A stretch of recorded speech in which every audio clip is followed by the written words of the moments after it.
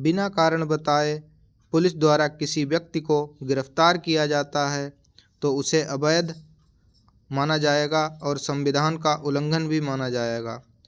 Supreme court ने एक मामले में पुलिस को फटकार लगाई और कहा, यदि गिरफ्तारी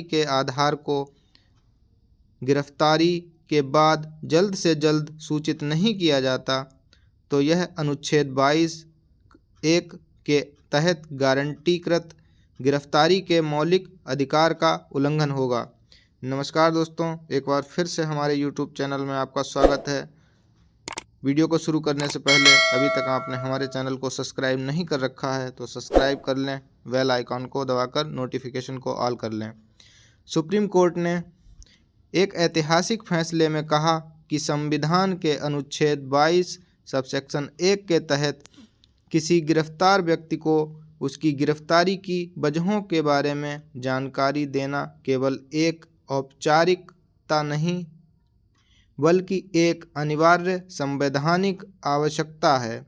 इस प्रावधान का पालन न करने पर गिरफ्तारी अवैध मानी जाएगी।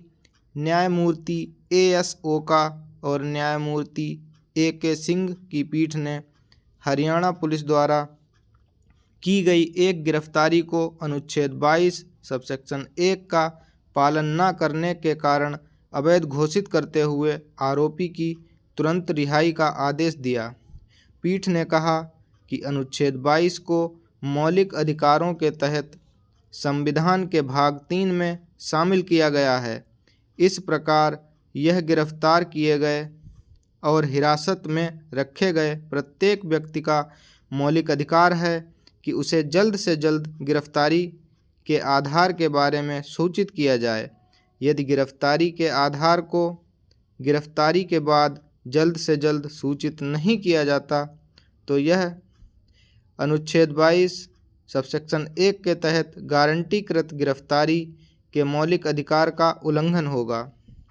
पीठ ने कहा, अनुच्छेद 22 को संविधान के भाग 3 के तहत मौलिक अधिकारों के अंतर्गत शामिल किया गया है, इसलिए यह प्रत्येक गिरफ्तार व्यक्ति का मौलिक अधिकार है कि उसे उसकी गिरफ्तारी के आधारों के बारे में जल्द से जल्द सूचित किया जाए। यदि ऐसा नहीं किया जाता है तो यह अनुच्छेद 22(1) के तहत गारंटीकृत मौलिक अधिकारों का उल्लंघन होगा और गिरफ्तारी अवैध हो जाएगी। न्यायमूर्ति A.K. सिंह ने कहा कि गिरफ्तारी के आधार केवल गिरफ्तार व्यक्ति को ही नहीं बल्कि उसके द्वारा नामित दोस्तों, रिश्तेदारों या अन्य व्यक्तियों को भी सूचित करना चाहिए ताकि वे कानूनी प्रक्रिया के माध्यम से गिरफ्तारी को चुनौती देकर उसकी रिहाई सुनिश्चित कर सकें। सुप्रीम कोर्ट ने कहा कि पंकज वंशल बनाम भारत सरकार के मामले में उसने सुझाव दिया था कि गिरफ्तारी के आधार को सूचित करने का उचित और आदर्श तरीका गिरफ्तारी के आधार को लिखित रूप से प्रदान करना है। हालांकि इसमें कहा गया कि गिरफ्तारी के आधार को लिखित रूप से सूचित करने की कोई आवश्यकता नहीं है, लेकिन अगर लिखित मोड का पालन किया जाता है तो गैर अनुपालन के बारे में विवाद बिल्कुल भी उत्पन्न नहीं होगा। सुप्रीम कोर्ट ने कहा कि यदि गिरफ्तारी अनुच्छेद 22(1) का पालन नहीं करने के कारण अवैध है तो मजिस्ट्रेट को गिरफ्तारी की वैधता की जांच करनी चाहिए। अदालतों का कर्तव्य है कि वे मौलिक अधिकारों की रक्षा करें।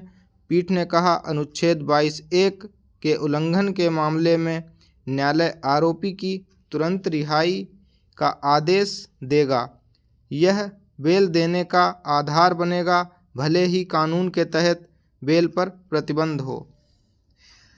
यह सुप्रीम कोर्ट का फैसला आपको कैसा लगा, हमें कमेंट बॉक्स में कमेंट करके अवश्य बताएं। और अभी तक आपने हमारे चैनल को सब्सक्राइब नहीं कर रखा है तो चैनल को सब्सक्राइब कर लें।